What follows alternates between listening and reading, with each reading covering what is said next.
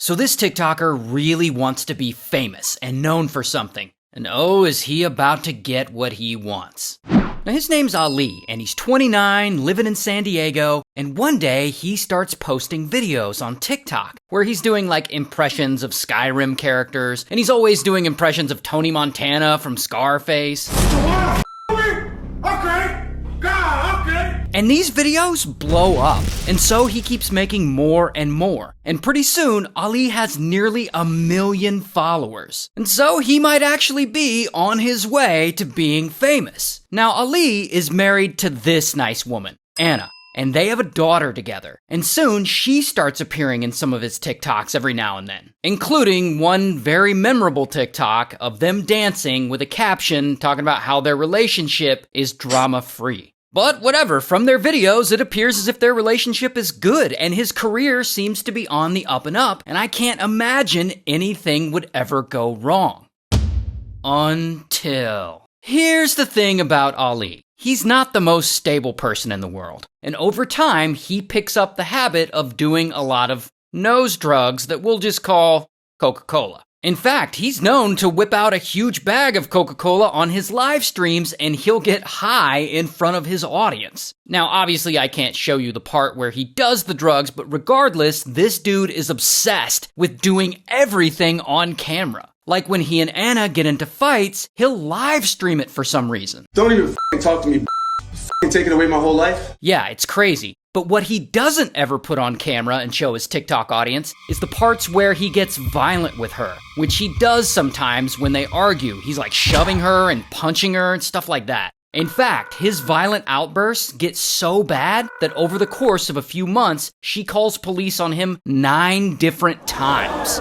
But that doesn't seem to faze him or get him to stop. In fact, all the attention he's getting online has made him feel like he's untouchable. I don't even want to be like Leonardo DiCaprio. I'm not trying to be the next Al Pacino. I probably could. And of course, he makes sure to let Anna know, like in voicemails and stuff. I'm a fucking god. I'm a sexy motherfucker. I'm a fucking internet celebrity. And so at this point, you're probably like, Ray, if he's such a psychopath, why doesn't she just leave? Well, here's the thing about Anna. She's actually a Filipino citizen, and she got her visa to the US through her marriage to Ali. So when Anna brings up separating, he threatens to have her deported, which means she won't be able to be with her daughter, who would stay with Ali in the US. So she's essentially trapped. Not only that, he also does this thing to her when he doesn't get his way that he'll threaten to unalive himself. Just keep calling the cops. Yeah, because he just tried to commit suicide. So that's what it is. He had a gun in his face with my daughter sleeping on the couch.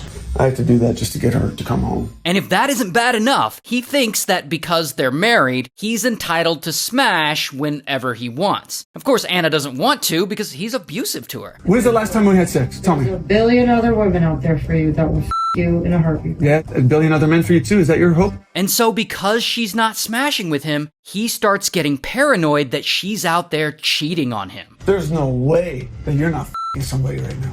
There's no way. No woman as beautiful as you is gonna go a month without sex. Here's the crazy thing though. Despite how often he gets jealous and accuses her, it's actually him who's been sleeping around on her. Because one day, Anna hears a knock on the door, and she opens it, and it's some woman who lives in the building. And this woman tells Anna, me and Ali have been sleeping together in your apartment. I guess she's trying to warn her or let her know. I actually don't know why this woman confesses. But this is when Anna has finally had enough. There's my wife, 7 years. She wants to leave me after 7 years. She couldn't even wait for the visa to finish. That just means I don't need your visa. That's not what I came here for. I came here for you. And that's when Anna decides she can't take it anymore, and she's gonna separate and go stay with a friend. You said you don't love me anymore. Please leave. You said you don't love me anymore. You said you don't love me anymore. I said leave. No. I said leave. No. All right, then me and your daughter will leave. I'm trying, man. No, you're not. You're disrespecting me. You ain't trying. You ain't trying. So now Anna and her daughter are staying with a friend, which is not ideal, but at least she's safe. But then one day, Ali calls her and says, you know what?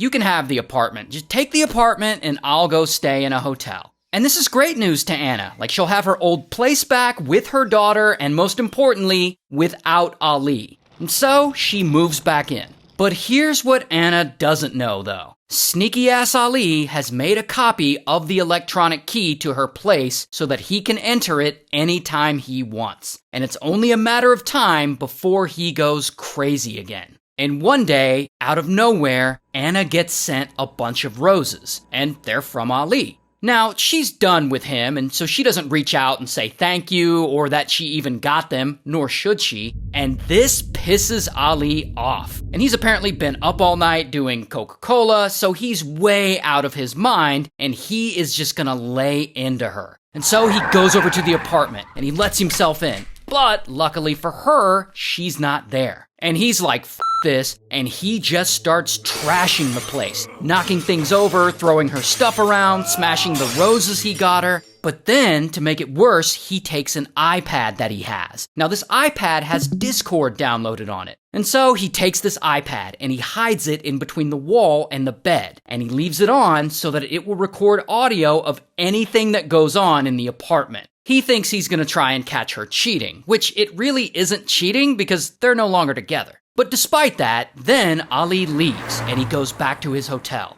Then Anna comes home and she sees that the apartment's been trashed and she knows it was Ali and she's shocked and she's hurt. Like, how could he do this to the place that his own daughter lives in? Now, her daughter will be home from school soon, and Anna doesn't want her to see all this destruction that her dad caused. So she calls a mutual friend of her and Ali's, this guy, Rayburn. And Rayburn comes over to help her clean up this mess. Meanwhile, at Ali's hotel, he wakes up from his drug nap, and he hears Anna through the iPad, and he can hear her in her apartment talking with another man. And he just snaps. Another man in the apartment with his wife? He is not gonna let this slide. And so he gets his pew-pew. And then he drives from his hotel to her building as fast as he can. And then boom, he busts into her apartment. And he immediately sees Anna and Rayburn sitting on the couch, and instantly, blam, blam, blam, he shoots Rayburn, and then blam, he shoots Anna too.